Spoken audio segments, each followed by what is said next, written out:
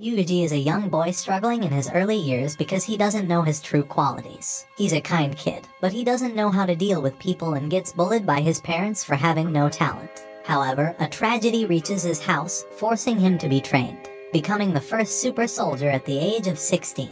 His parents believed he lacked talent compared to his older sister, Kazuki. His sister had always been perfect and excelled at everything she did, basically a genius. Because of that, he tried to avoid her. But unlike the others, Kazuki genuinely cared for him. Kazuki spent time playing with Yuji and taught him things such as using both of his hands to his advantage. She also encouraged him to draw and displayed his drawing. But Yuji knew that his art was nothing compared to her sister's. Despite this, he felt happy that he got appreciated.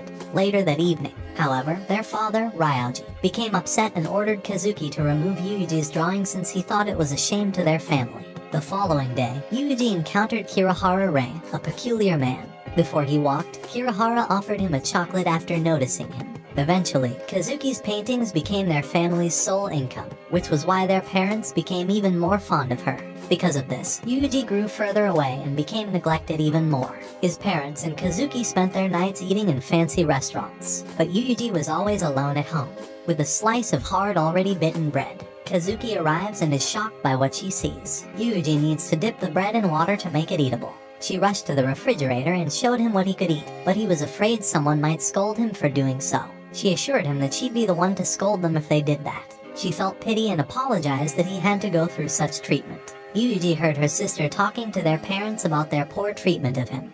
But nothing improved, it even got worse. His father despised him more, and his mother started to avoid him. One time, when Yuji told Kazuki he had made a friend, she was happy. However, when she discovered his friend was a female, she got jealous and displeased. She didn't want him to make female friends, so she told him he needed to get her permission before befriending one. Kazuki normally lived as she wanted, and their parents went according to her will. But deep down, Yuji was afraid of that side of her. He perceives her as a god and not as a human.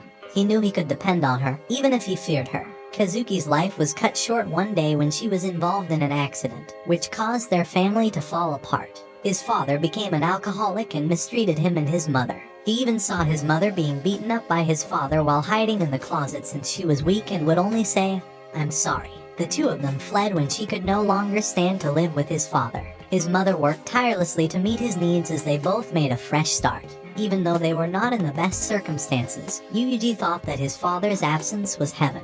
They continued living like that for a year until his father found out about their house. Both of them got terrified as his father ordered him to buy alcohol. After doing what he was told, he found his mother getting harassed by his father. He tried to stop his father, but he got hit badly. Out of anger, he was determined to kill him. As he picked up the bottle of alcohol, he recalled what his sister asked him, "Which hand will you use to kill a man?" Without second thoughts, he raised his right hand and hit his father, which caused him to fall to the ground. He rushed to his mother, who looked like a mess. She worried about how they could run without his father finding out. She stood up and told him to run away and that she would follow him after. She handed him the pocket containing all their money and reminded him not to lose it. He asked where he should go, and she said he could go to the station. Yuji ran away. But when he noticed that his mother was taking too long and heard the sound of sirens, he rushed back to their house. When he got there, he noticed a commotion and was horrified to see people carrying a body with his father's watch on it. As soon as he thought of his mother, he hurried inside, where he saw detectives documenting the murder scene.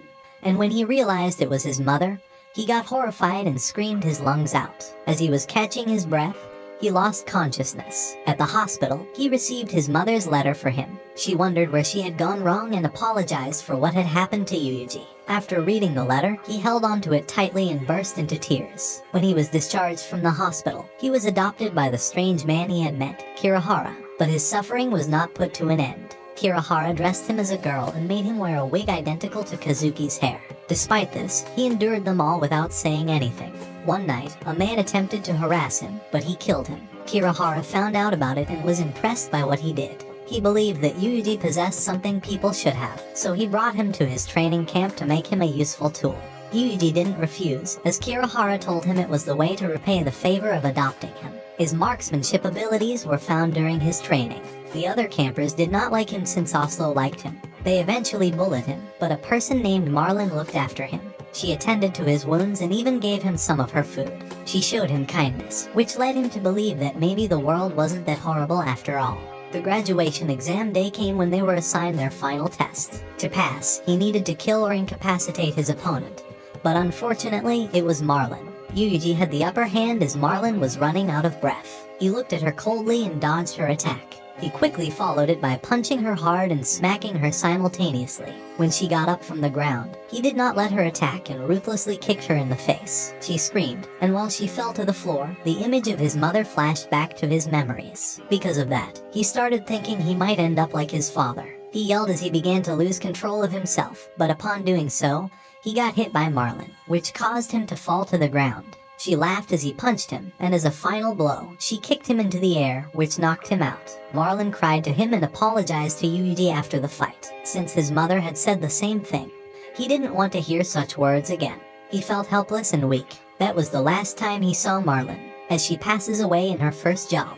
After 2 months, Yuji was given an actual mission to determine whether he would graduate. He was tasked to assassinate people, which he found simple. The CIRS tried to investigate those cases, but they only knew that he was a mysterious boy since they couldn't find a lead about his identity with their investigations. But the mystery was put to an end during the night of the CIRS operation, where they infiltrated Oslo's residence and found Yuji. Yuji was discovered by Asako in an underground tunnel while he was tied up and ended up being rescued by her. Asako had taken care of him and their home was in the woods. He spent his days staring into nothing. Thus their first few days were not nice. He met JB there, who was Asako's friend and co-worker. Asako decided to bathe Yuji as she was conversing with JB. However, they found several bruises and scars all over his body. Asako offered him food after learning that he was nothing more than skin and bones. They were interrupted while eating when Yuji yelled out of nowhere after killing the fly on the table. He puked as his past traumas came back. Over time, Asako and Yuji got along with each other. She gave him a dog which he named John. He became fond of John, which made him happy despite his traumatic past. Asako began training Yuji. She taught him to be fast, use his strength the right way, and read books to gain wisdom. He also learned that she worked for CIRS, a Japanese-American anti-terrorism organization. The next day, Asako taught him how to shoot his target accurately, and promised to give him a prize when he hit it. Fortunately, he hit the target, and when they got home, he saw a large case on the table. Asako told him to open it. He found a gun. Yuji got excited and picked up the gun to try it. She takes Yuji for a hunt, but when they got into the woods, he struggled to kill the deer as he was haunted by the past again. Then again, Asako let him be as she told him he was just a kid. Yuji heard John barking in their house the next day. He looked around to see if Asako was back, but he was terrified when he saw that a bear had broken into their home. He rushed to get his gun, but when he gets back, he sees a lifeless John hanging on the bear's mouth. He aimed the gun toward it but still struggled to fire at it.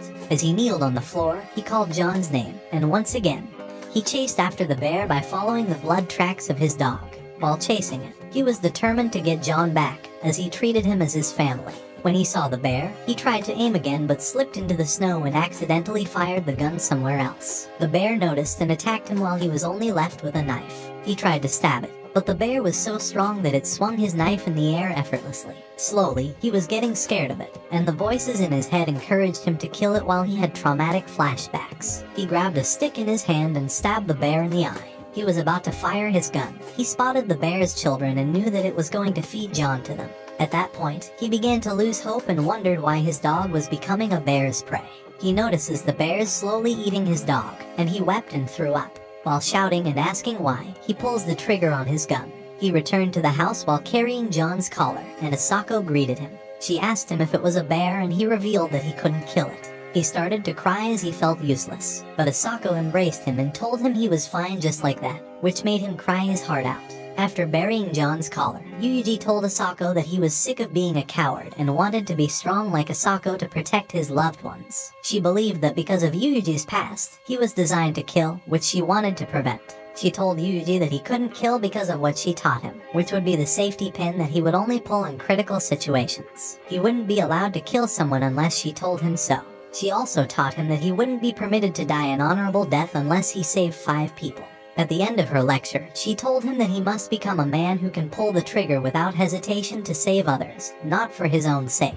One day, while Asako was resting in bed, Yuji took a phone call from her work. According to the call, it was an urgent job for Asako, but she couldn't go. So, he went out to take to the job for her place. Some other day, Yuji found JB and Asako arguing as JB discovered they switched places in Asako's job. JB argued that Asako was treating him like Oslo did, but he told her that he was doing it out of his free will, and that it was his way of paying her back. Asako asked if he wanted a license to work, and he agreed. Yuji went to America to attend a naval training academy. In the academy, he met Danny, who eventually became his best friend. He also met Agnes, the army captain in charge of their training, known to be strict. However, she gave Yuji special treatment since he was Asako's student. During their training, Yuji was mistaken to have a false report for hitting all the targets. But Agnes backed him up and told the sergeant that he had unique marksmanship talents. Yuji was assigned to a combat platoon. During the final exam, Yuji was grouped with Danny, Millie, and Robert. While the group was walking in the forest, Danny saw a huge bird they could eat. Yuji volunteered to shoot it, but after killing it, he vomited. He thought he already had tolerance for killing living things, but he was wrong. One night, while they were resting, Yuji detected the arrival of enemies, and they prepared for an ambush. He threw up every time he shot the enemies. The group noticed it and told him to hang on. However, he came to realize that he needed to get back on track and assured them that he could still fight. They decided to counterattack the enemy. Yuji closed his eyes to realize that his comrades were out there fighting. Danny called him a friend. Millie relied on him more than anyone. Robert stayed instead of wanting to run away, and Edward respected him. Yuji's mind that the enemies weren't human but bad guys in green. He has to choose whether he would let his friends be killed or pull the trigger. Yuji opened his eyes, more enlightened than before. He pulled the trigger and killed one of the enemies, followed by another. He was sick and tired of letting people he valued die while he was unable to do anything. That night, he told himself that anyone who wanted to take something precious to him would be his enemy. Yuji got used to the battlefield after 2 months. He continued to fight with his group until their mission ended. He returned to his home, where Asako welcomed him. That time, he felt happy to be alive for the first time. While he was still confused about what to do with his life, he told her he would dedicate his whole life to her. After that, he took part in his final training, where he rescued Chizuru in Vancouver. And that was also the last time he saw Danny's friendly smile. He returned to Japan to find out that Asako's life is coming to an end. JB told him that Asako had been drifting in and out of consciousness since the other day. He went into the room and found her lying in bed. He held her hand and asked her if she was going to die, and she nodded.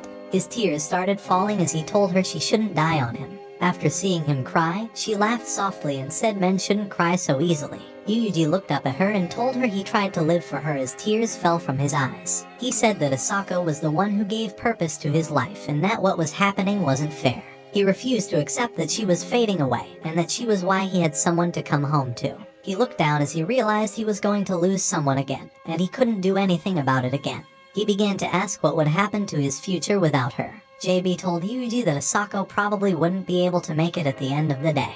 He spent his time beside her bed while she talked about stars. She laughed softly and told him she was getting tired, so she asked if it was okay to go to sleep. He closed his eyes and gave her permission, where he wished her sweet dreams. After that, she never woke up again. Watch this next video. See you on